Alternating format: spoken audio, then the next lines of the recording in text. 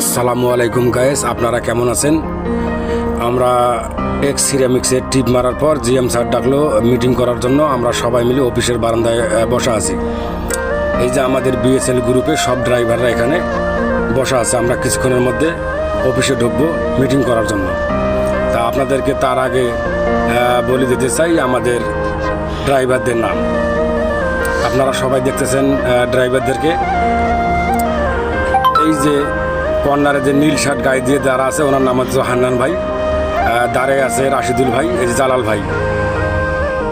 পাশে বসা আছে এই যে আপনার নূর হোসেন ভাই, ফেরোজ ভাই। এই যে আপনি দেখতেছেন এনার নাম হচ্ছে হাশেম ভাই। ইনি এমন একজন লোক, এনাকে সাপ যদি কামড় দেয় সে সাপ মরে যায়, কিন্তু ইনি মরে না।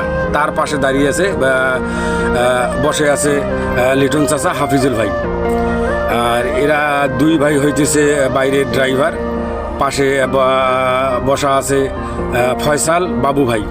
তা আপনারা সবাই দোয়া করবেন। এই যে আমাদের বিএসএল গ্রুপের সুনামধন্য ড্রাইভার কুলদীপ দাদা, ইনি সবসময় ধ্যানে থাকে।